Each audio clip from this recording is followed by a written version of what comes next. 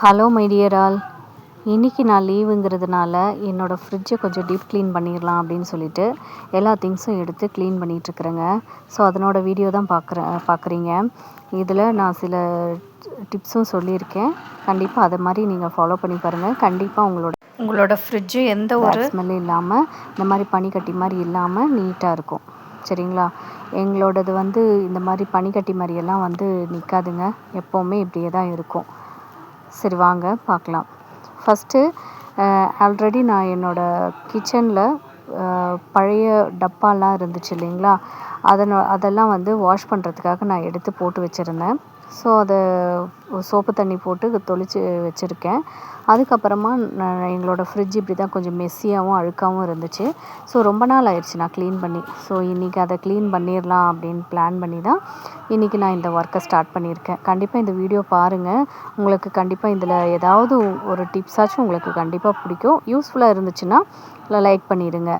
First நம்ம இப்போ தான் ஃபஸ்ட் டைம் நம்மளோட சேனலை பார்க்குறீங்க அப்படின்னா கண்டிப்பாக நம்மளோட சேனலுக்கு சப்ஸ்கிரைப் பண்ணிடுங்க. ஒவ்வொரு டைமும் நம்ம ஃப்ரிட்ஜு க்ளீன் பண்ணுறப்போ, அதாவது டீப் க்ளீன் பண்ணுறப்போ, நார்மலாக க்ளீன் பண்ணுறப்போ நம்ம ஒரு வெட் கிளாத்தோ இல்லை ட்ரை கிளாத்தோ வச்சு க்ளீன் பண்ணிடுவோம். அது ஒன்றும் ஆகாது. இப்போ ஒரு வேளை நம்ம ஃபுல் டீப் க்ளீன் பண்ணணும் அப்படின்னா கண்டிப்பாக நம்மளோட மெயின் ஃப்ரிட்ஜோட ஸ்விட்ச் ஆஃப் பண்ணிடணும்.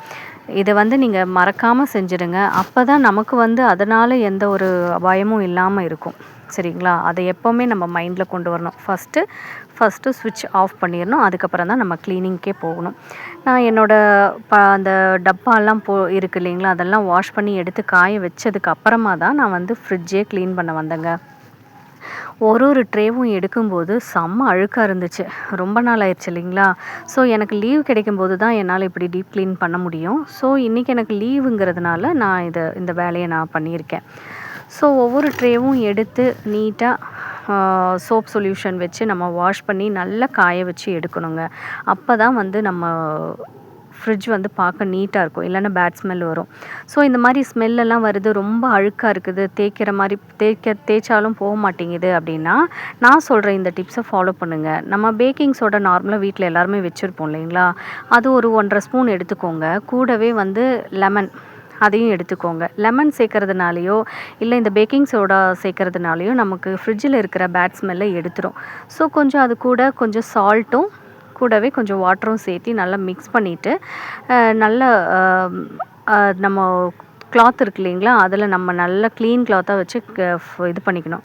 ஃபஸ்ட்டு நான் என்னோடய ஃப்ரிட்ஜை ட்ரை கிளாத் வச்சு ஃபஸ்ட்டு நான் எல்லாத்தையுமே டஸ்டிங் பண்ணுற மாதிரி, இப்போ நம்ம வீட்டில் எப்படி ஒற்றையெல்லாம் அடிக்கிறோமோ அதே மாதிரி தான் ஃப்ரிட்ஜ் இருந்தாலும். ஸோ ஃபஸ்ட்டு நான் டீப் க்ளீன், அதாவது க்ளீன் பண்ணுறதுக்கு முன்னாடி, வெட் க்ளீன் பண்ணுறதுக்கு முன்னாடி ட்ரை க்ளீன் பண்ணிடுவேன்.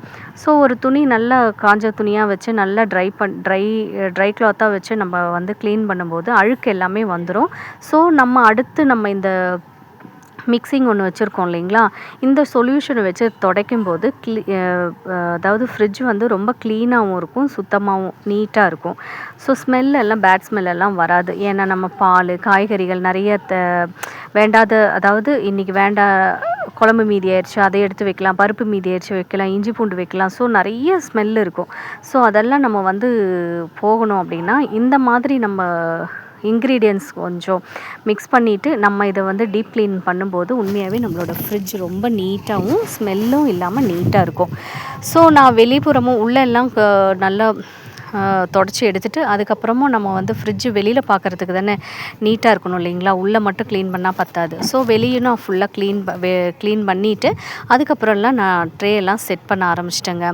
ஸோ செட் பண்ணும்போது நம்ம லாஸ்ட்டாக என்ன தான் நம்ம க்ளீன் பண்ணாலும் நீங்கள் நான் சொன்ன இந்த மெத்தடும் ஃபாலோ பண்ணலாம். எங்கள் நாத்தனாரெல்லாம் வினிகர் இருக்குது இல்லைங்களா, அந்த வினிகரை வச்சு க்ளீன் பண்ணுவாங்க. அந்த வினிகர் ஊற்றி க்ளீன் பண்ணும்போதும் ஸ்மெல்லு வராது. ஸோ நீங்களும் ட்ரை பண்ணி பாருங்கள்.